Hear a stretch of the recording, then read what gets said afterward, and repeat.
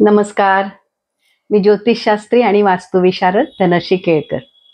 आपल्या यूट्यूब चॅनलवर नेहमीप्रमाणेच तुम्हा सगळ्यांचं अगदी मनापासून स्वागत. गेले कित्येक दिवस म्हणजे अगदी ऑपरेशन सिंदूर पासून सतत काही ना काही घटना घडत आहेत.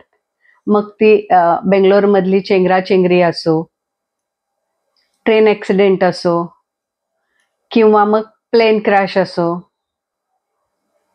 किंवा सध्या जे रशिया युक्रेन किंवा इस्रायल हमास इराक या सगळ्यांमध्ये जे युद्ध चाललंय, जे मिसाईलद्वारे किंवा ड्रोनद्वारे जे युद्ध चाललंय, त्याच्यामुळे आपल्या सगळ्यांना खूप भीती वाटते. त्याचबरोबर ज्या प्रकारे ॲक्सिडेंट्स होत आहेत, अगदी केदारनाथला सुद्धा आता हेलिकॉप्टरचा ॲक्सिडेंट झाला. तर हे हवाई म्हणजे आकाशामध्ये विमानाच्या ह्याच्यात जे बिघाड होत आहेत, त्याच्यामुळे सुद्धा सगळ्या लोकांच्या मनात प्रवास करण्याची भीती निर्माण झाली. तर ही भीती खरी आहे का, याबद्दल आज आपण चर्चा करणार आहोत. आणि हा काळ असा किती दिवस राहणार आहे आणि या काळात असं का होतंय, या सगळ्याची माहिती आज आपण करून घेणार आहोत. सगळेजण या मंगळ केतू युतीचे व्हिडिओ यूट्यूबवर पाहतच असतील. प्रत्येक ठिकाणी तुम्हाला वेगवेगळे शब्द ऐकायला मिळतील. काही ठिकाणी विनाश, काही ठिकाणी वर्ल्ड वॉर, काही ठिकाणी आता पुन्हा परिवर्तन, सगळं जग प्रलय, किंवा असं काही ना काही आपल्याला ऐकायला येतंय.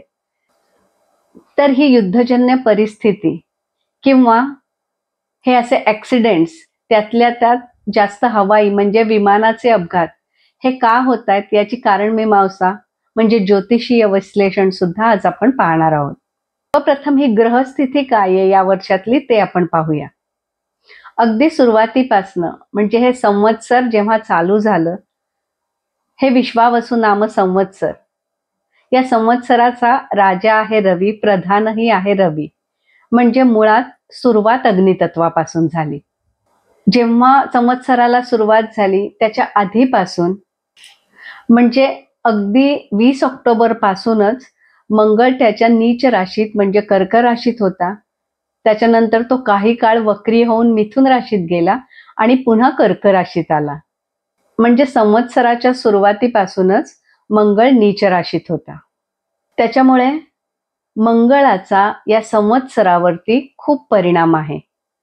म्हणजे आधी तो नीच राशीत, त्याच्यानंतर तो सिंह या अग्नितत्वाच्याच राशीत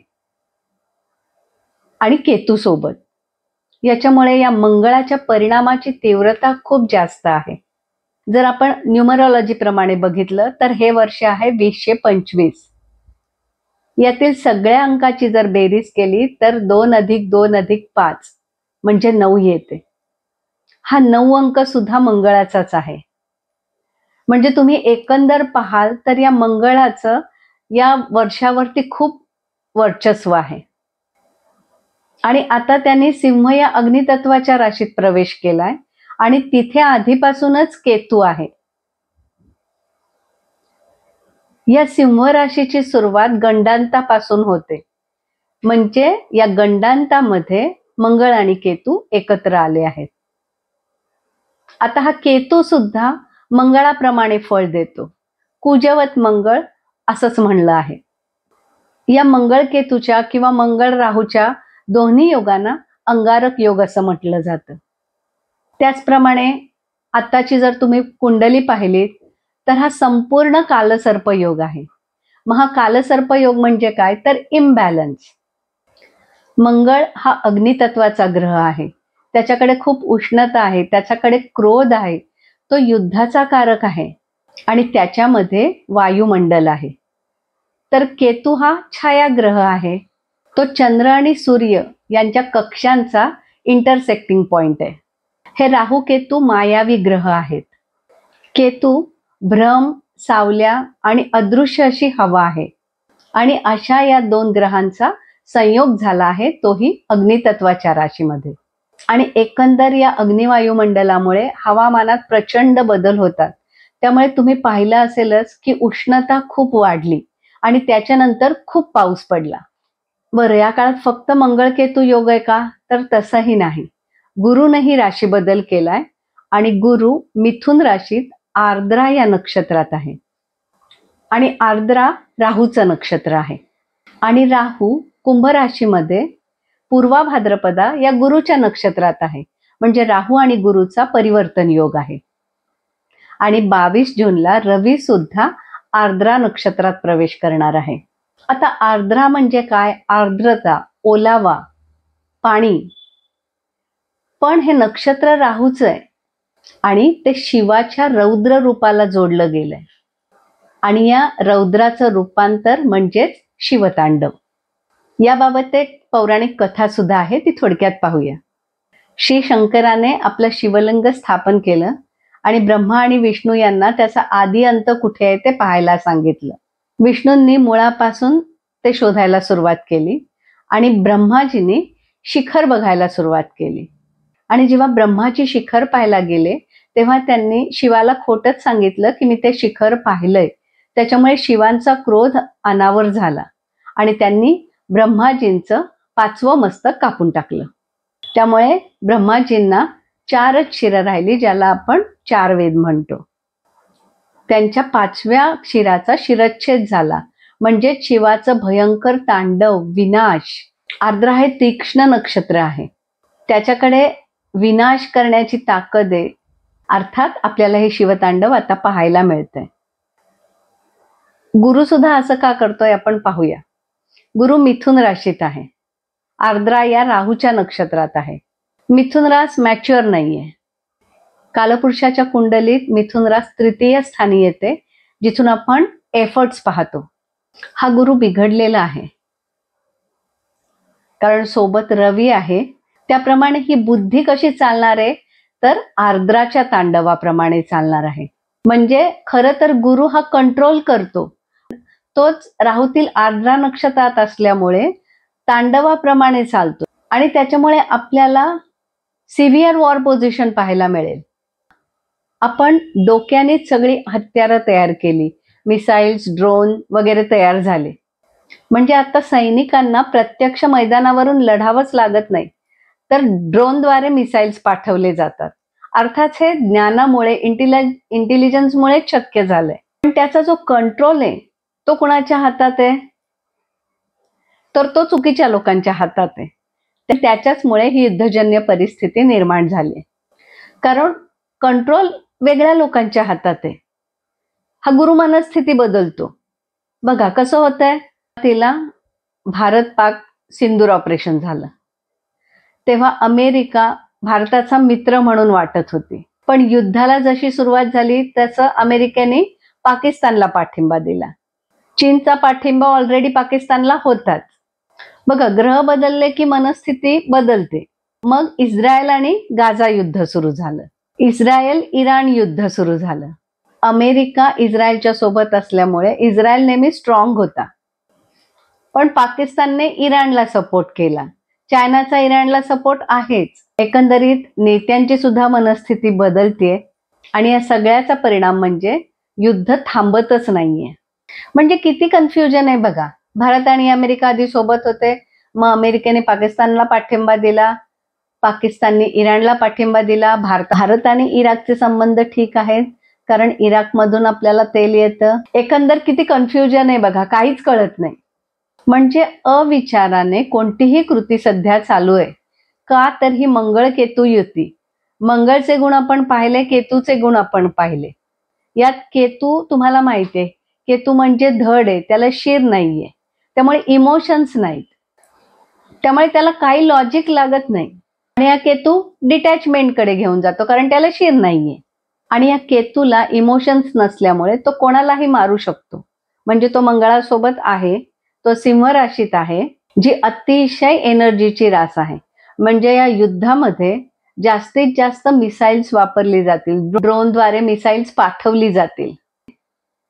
म्हणजे एकंदरीत ही मंगळ केतू युती सिंह राशीतली, नंतर गुरु आर्द्रा नक्षत्रात, रवी आर्द्रा नक्षत्रात, या सगळ्या ग्रहस्थितीमुळे ट्रम्प जरी म्हणाले की मी युद्ध थांबवलं किंवा युद्ध विराम होईल, तर अजून तसं काहीही होणार नाही. पुढले 50 दिवस अजून काही ना काही युद्धजन्य परिस्थिती राहीलच.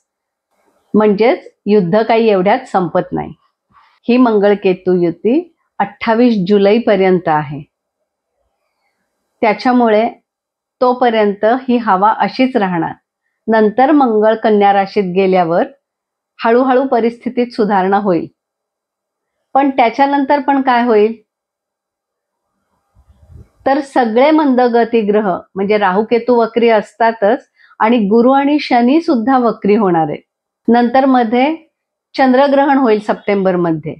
म्हणजे ही जी मालिका आहे ना ती अशीच पुढे चालू राहणार आहे. केतू, मंगळ, गुरु, शनी, रवी हे सगळे ग्रह आपल्याला त्रास देत आहेत. त्याचबरोबर अजून एका गोष्टीचा उल्लेख मी आवर्जून करेन. हा सेनापती आक्रमक मंगळ 30 जून पर्यंत मघा या नक्षत्रात आहे. हे अग्नितत्वाचं उग्र नक्षत्र आहे आणि मघाचा रेग्युलस किंवा अल्फा निओलस हा स्थिर तारा आहे.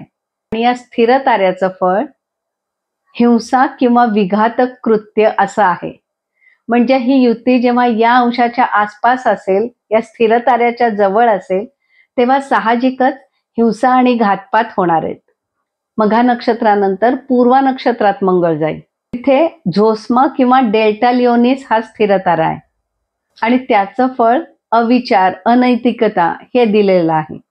म्हणजे हे सुद्धा युद्धजन्य परिस्थिती किंवा अपघातासाठी पूरकच आहे. त्यामुळे या काळात अविचाराने हिंसक कारवाया होऊ शकतात, घातपात होऊ शकतो किंवा अग्निपात, ऍक्सिडेंट्स होऊ शकतात.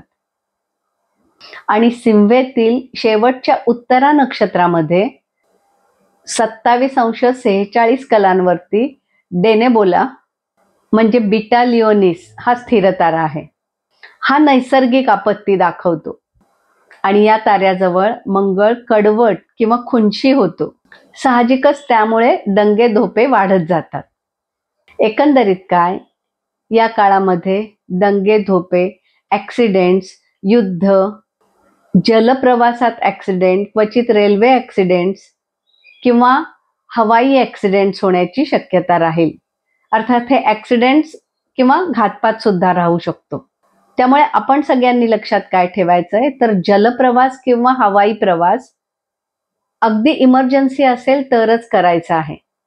म्हणजे काही प्रत्येक विमानाला काहीतरी होईल असं नाही, पण आपण काळजी घ्यायची. आपल्या कुंडलीमध्ये काय ग्रह आहेत, आपल्या कुंडलीत सुद्धा अशी युती आहे का, किंवा अशा स्थिर ताऱ्याजवळ आपलाही ग्रह आहे का, म्हणजे आपत्तीला निमंत्रण आपण देऊ नये.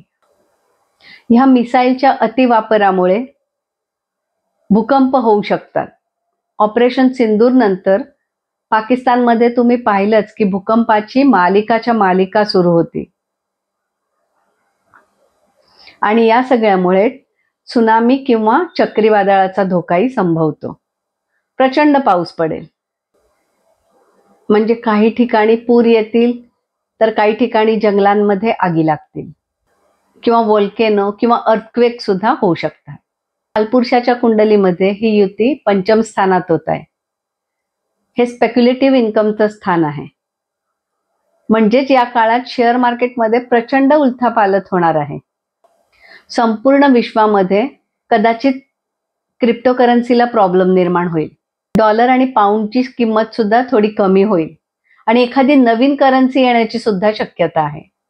आता शनी जलतत्वाच्या मीन राशीत आहे आणि त्याचा मंगळाशी षडाष्टक योग आहे. हे सुद्धा या परिस्थितीला पूरकच आहे. यामुळे सुद्धा पूर येणे, त्सुनामी येणे यासारख्या घटना घडू शकतात. एकंदर सर्व जगातच अशांतता थोडीशी राहील.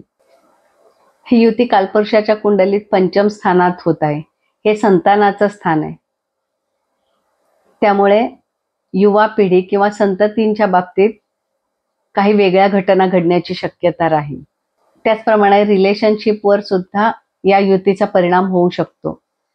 त्यामुळे आपल्या जोडीदाराशी सगळ्यांनी संयमाने वागायचंय, नाहीतर डिवोर्स पर्यंत शक्यता जाईल. स्टॉक मार्केटमध्ये सांभाळून पैसे लावा, नाहीतर मोठा लॉस सहन करावा लागेल. कारण मोठं करेक्शन आलं की बरेच पैसे स्टॉक मार्केटमध्ये जाणार आहेत. रिअल इस्टेटमध्ये सुद्धा डाऊनफॉल येईल. अमेरिकेमध्ये घरांच्या किमती कमी येतील. रिअल इस्टेट खूप अनस्टेबल राहील. हायर इन्कम ग्रुप सेगमेंटमध्ये घरांच्या किमती कमी होतील. मिडल इन्कम सेगमेंटमध्ये सुद्धा थोडासा कमीच भाव होईल. पण लोअर इन्कम ग्रुप जो आहे, तो पार्ट जो आहे, तिथे मात्र थोड्याशा किमती वाढलेल्या दिसतील. एकंदरीत 1.25 भाव जिथे आहे तिथले भाव कमी होतील आणि जिथे भाव कमी आहेत तिथले भाव थोडेसे वाढतील. पण एकंदरीत रिअल इस्टेट डाऊनच राहील. व्हेइकल मार्केटमध्ये पण चेंज होऊ शकतो. चायना याच्यामध्ये खूप आघाडीवर असेल. थोडक्यात वर्ल्ड ट्रेड चेंज होण्याकडे आहे. म्हणजे आतापर्यंत अमेरिका जग चालवत होती, आता रशियाला किंवा चायनाला सुद्धा ती मक्तेदारी हवी आहे. बघा, भारत पाकिस्तान ऑपरेशन सिंदूर झालं आणि त्याच्यानंतर सीज फायर झालं. सगळ्यांना असं वाटत होतं युद्ध पेटेल की काय, रादर ते पेटावं किंवा मोदी काहीच करत नाहीत. यावर आपल्याला चर्चा नाही करायची. परंतु हे सीज फायर जरी झालं असलं तरी 13 जुलै नंतर नोव्हेंबर पर्यंत पुन्हा एकदा पाकिस्तान काहीतरी चूक करेल आणि पुन्हा युद्धाची ठिणगी पडेल. महामारी येईल का? तर सध्या तुम्हाला केसेस दिसतायतच, काही वाढली आहेत, पण आता त्याच्यावर चांगलं औषध आहे. पण 2026 मध्ये पुन्हा कदाचित एखादा प्रादुर्भाव होण्याची शक्यता राहील. आता सध्या विमान अपघातच खूप झालेत किंवा त्याच्या तंत्रात काहीतरी बिघाड झाले आहेत. काहींची उड्डाणं रद्द केली आहेत, तर काही परत लँडिंग झाली आहेत. तर ह्या विमानाच्या बाबतीतच असं का होतंय?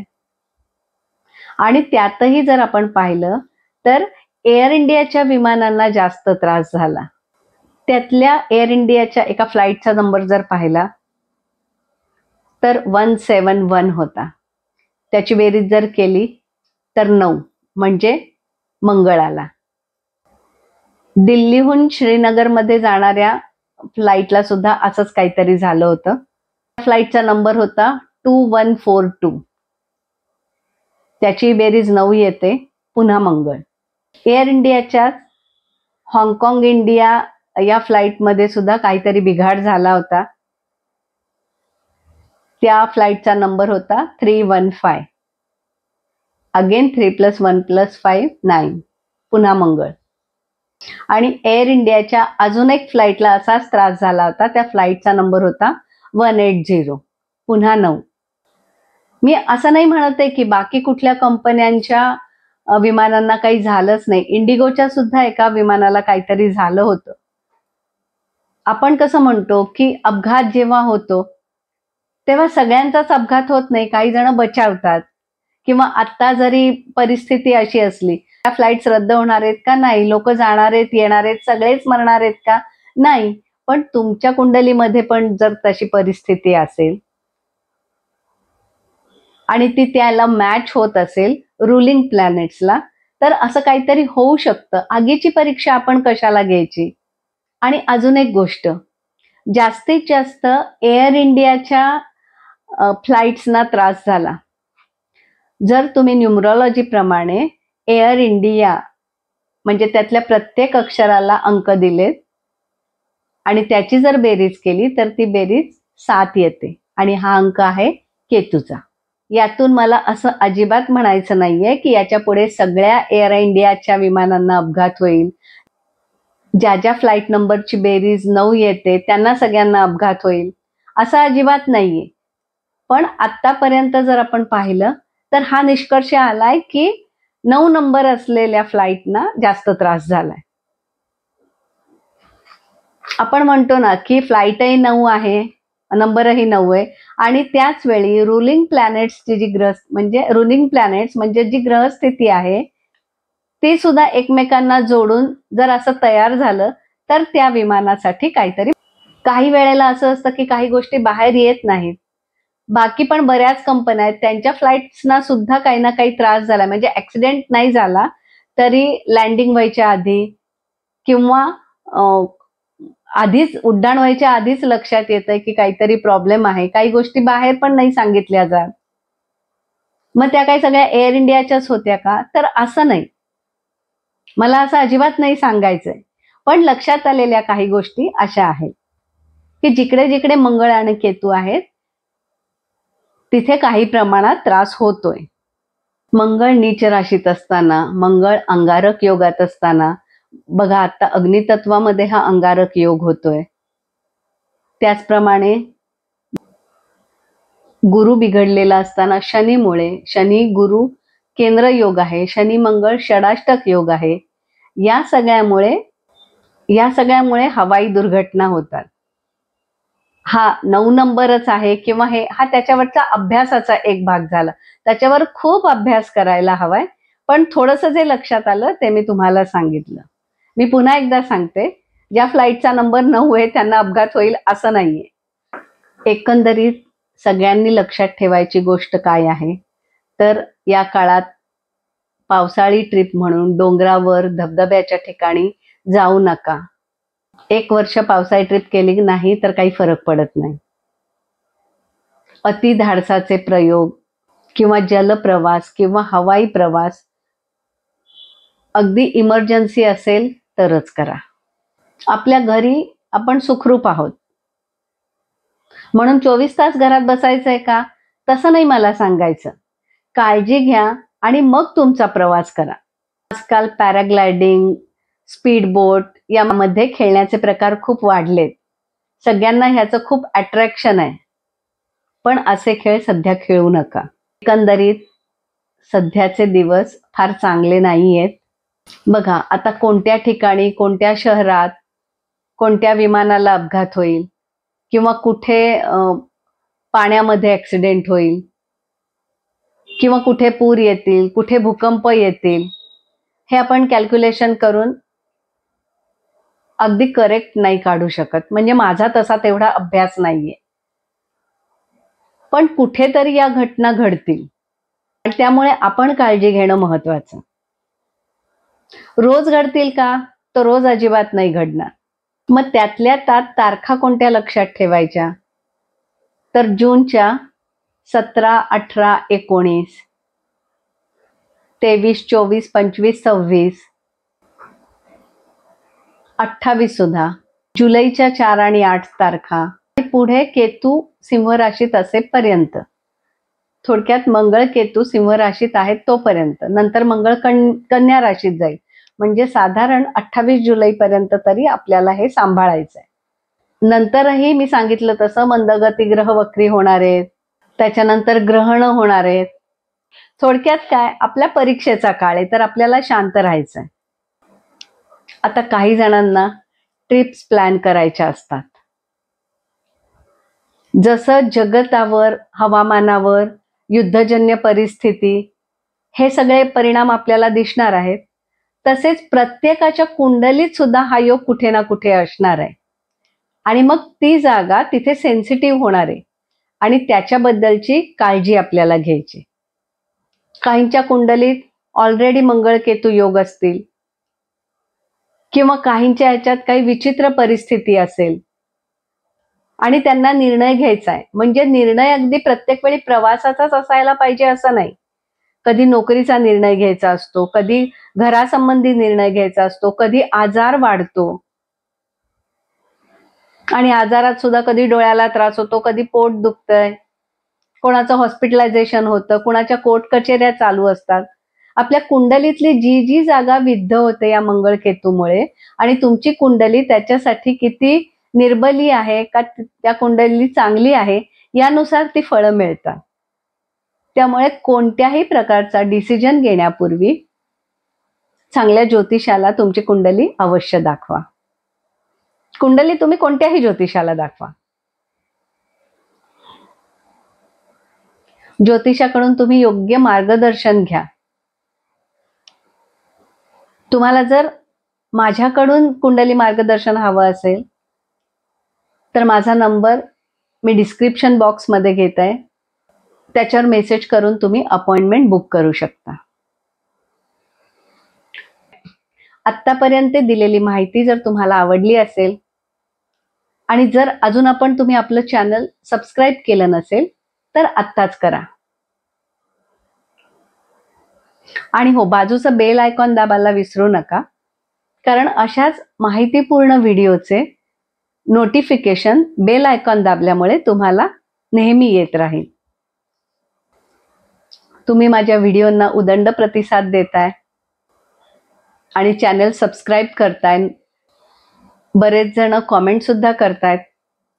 त्याच्यामुळे नवीन माहितीपूर्ण व्हिडिओ बनवण्याची ऊर्जा तुमच्याकडूनच मिळते. त्यामुळे सबस्क्राईब नक्की करा किंवा कॉमेंट नक्की पाठवा.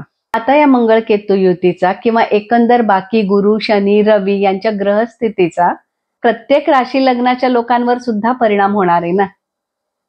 जसा जगतावर होणारे, हवामानावर होणारे, युद्धजन्य परिस्थिती निर्माण होऊ शकते, तसं आपल्यावर पण तर काहीतरी येणारच आहे.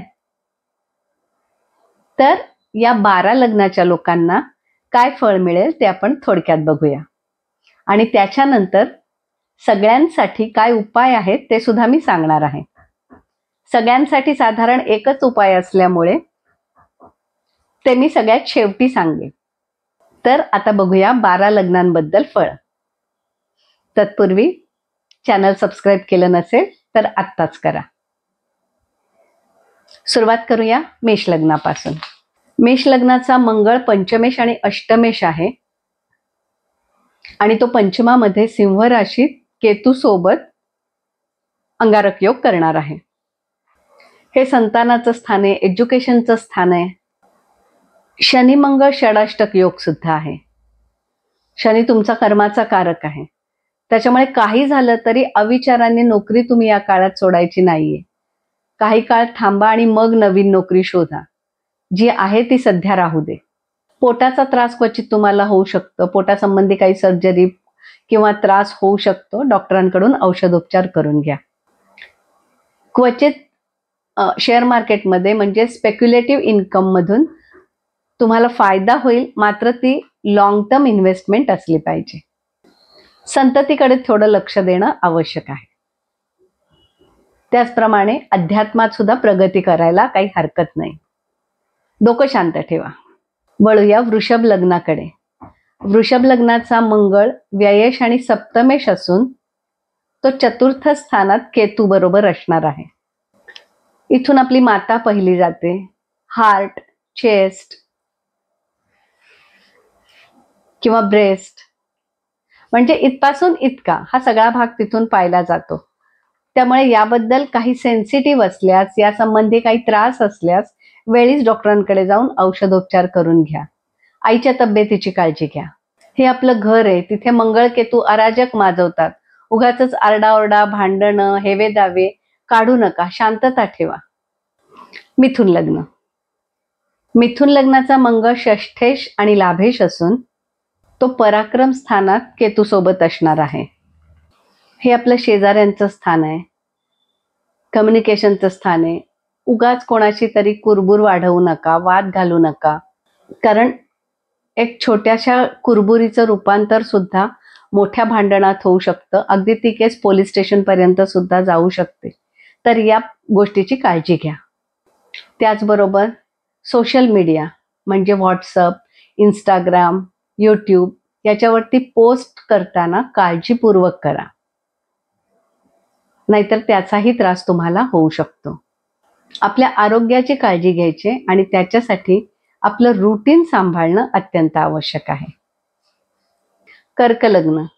कर्क लग्नाचा मंगळ पंचमेश आणि दशमेश असून तो द्वितीयामध्ये केतू सोबत असणार आहे. हे वाणीचं स्थान आहे, धनाचं स्थान आहे. इथून आपण आपलं खाणं बघतो. त्याच्यामुळे खाण्यातून आपलं पोट बिघडणार नाही आणि लूज मोशन्स लागणार नाहीत किंवा कुठल्याही प्रकारे पोटाचा त्रास होणार नाही याची काळजी तुम्ही घ्यायची. आपल्या वाणीवर कंट्रोल करायचा आहे. आपलं बोलणं, आपले विचार पॉझिटिव्ह कामांसाठी वापरा. आपल्या बोलण्याने दुसऱ्यांना काहीतरी मार्गदर्शन होईल, किमान दुःख होणार नाही याची काळजी तुम्ही घ्या. सिंह लग्न. सिंह लग्नाचा मंगळ चतुर्थेश आणि नवमेश आहे आणि लग्नातच तो केतू सोबत युती करणार आहे. आधी सिंह लग्न, इगो आहे, अहंकार आहे. तिथे मंगळ केतू, तुमचा क्रोध वाढेल, इगो वाढेल. त्याच्यावर नियंत्रण ठेवा. आपला अहंकार वाढू देऊ नका. मग याच्यासाठी काय करायचं, तर एक पायरी उतरून काम करायचं.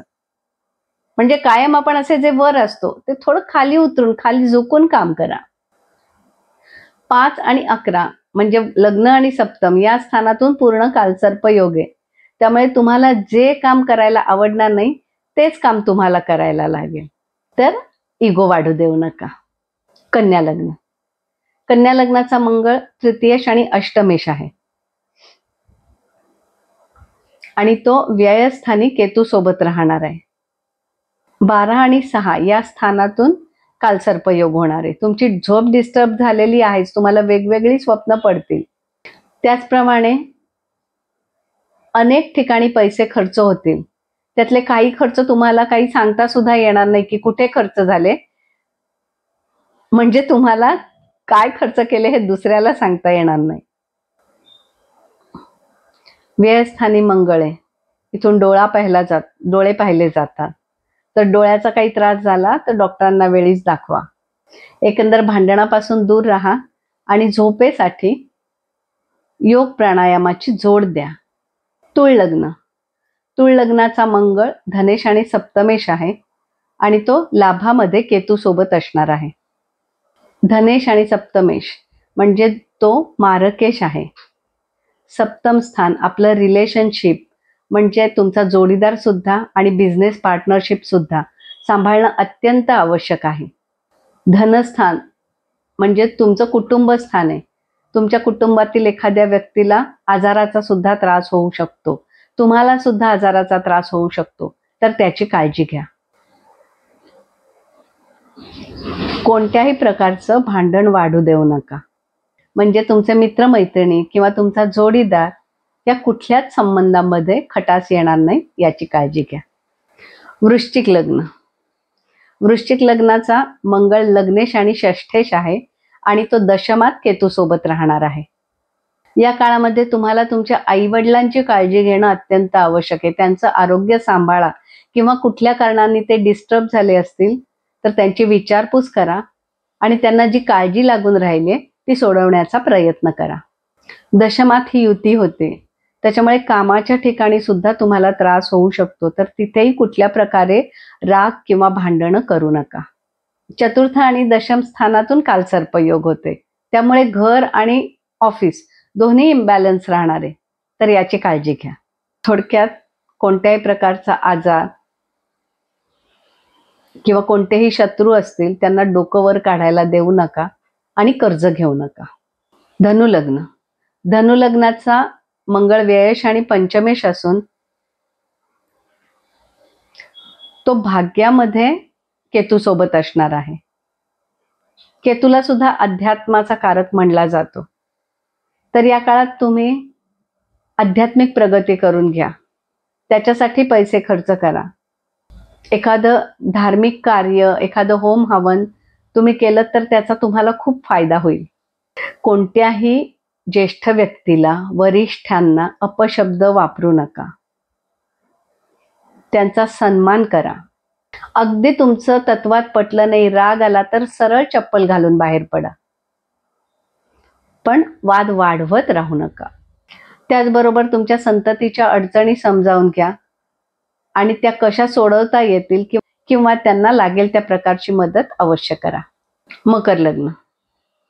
मकर लग्नाचा मंगळ चतुर्थेश आणि लाभेश आहे आणि तो अष्टमात केतू सोबत युतीत असणार आहे. या काळात तुम्हाला खूप जास्त राग येईल, तुमचं बोलणं तिखट होईल, त्यामुळे घरात तिखट बोलून वातावरण बिघडवू नका. कुटुंबातील कोणत्याही व्यक्तीला दुखवू नका. अष्टमात युती आहे, त्याच्यामुळे साधनेसाठी हा काळ अत्यंत चांगला आहे. या काळात तुम्हाला तुमचा गुरु सुद्धा सापडेल. म्हणजे तुम्हाला जर गुरु करायची इच्छा असेल तर तुम्हाला तुमचे गुरु मिळतील. एकंदर काय तर या काळात तुम्ही तुमचं स्वतःला ओळखायचंय आणि त्याच्याप्रमाणे मार्गक्रमणा करायची. मी कोण आहे, मी काय करतोय हे तुम्हाला समजलं पाहिजे. कुंभ लग्न. कुंभ लग्नाचा मंगळ तृतीयेश आणि दशमेश आहे आणि तो सप्तमात केतू सोबत युतीत असणार आहे.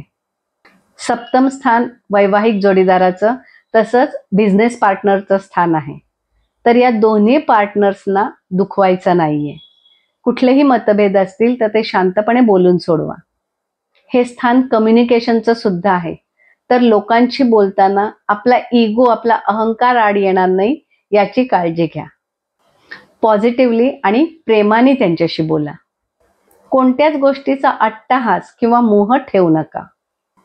तुमच्या रिलेशनशिपमध्ये जर काही प्रॉब्लेम असेल, दोन्ही म्हणजे जोडीदार आणि बिझनेस पार्टनर जर काही प्रॉब्लेम झाले असतील तर ते वेळीच सोडवा. मीन लग्न.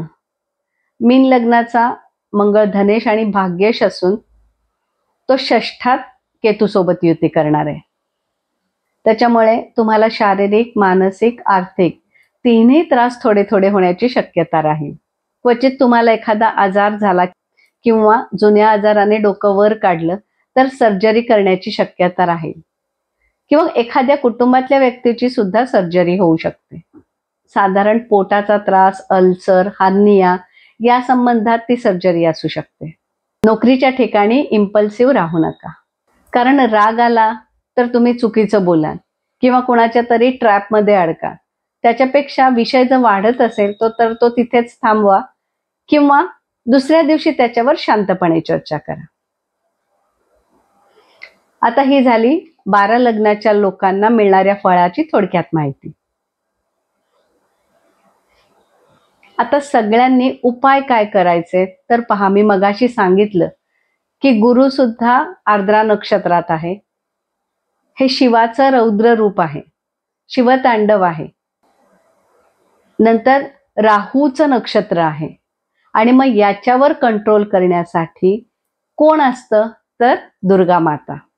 त्यामुळे दुर्गा सप्तशतीचा पाठ तुम्ही अवश्य करा. शिवमहिम्न स्तोत्र म्हणा किंवा महामृत्युंजय जपाची 1 माळ रोज करा आणि महिषासुर मर्दिनी स्तोत्र म्हणा. आरोग्याचा त्रास होतोय तर नक्कीच नेहमीप्रमाणे सगळ्यांनी विष्णू सहस्रनामाचा पाठ करायचा आहे. आणि जर तुम्हाला भीती वाटतेय किंवा संकट येत आहेत तुमच्यावर सारखी, तर श्री हनुमंताची उपासना, हनुमान चालीसा, बजरंग बाण किंवा दर्शन यांनी सुद्धा तुम्हाला खूप फायदा होईल. तर या मंगळकेतू युतीचा, तसेच गुरु, रवी, शनी या सगळ्या ग्रहस्थितीचा आपल्याला फार त्रास होऊ नये, आपल्याला म्हणजे जगतावर सुद्धा युद्धजन्य परिस्थिती कमीत कमी राहावी किंवा सीज फायर व्हावं, नैसर्गिक आपत्ती मधून फारशी हानी होऊ नये, रादर नैसर्गिक आपत्ती येऊच नाहीये आणि सगळ्यांची आरोग्य चांगलं राहू दे, याच्यासाठी त्या नवग्रहांच्या चरणी प्रार्थना. आणि म्हणूनच पूर्वीच्या काळी नवग्रहासाठी 2 ओळी उठल्या उठल्या म्हणल्या जायच्या. ब्रह्मा मुरारी त्रिपुरांतकारी भानुष्यशी भूमिसुतो बुधश्च गुरुश्च शुक्रा शनिराहु केत्वा कुर्वन्तु सर्वे मम सुप्रभातम. अशा प्रकारे या नवग्रहांना आपण शरण जाऊया आणि त्यांची आपल्यावर कृपा दृष्टी राहू दे आणि त्यांचे आशीर्वाद आपल्याला मिळू दे, ही त्या नवग्रहांच्या चरणी प्रार्थना. शुभम भवतु.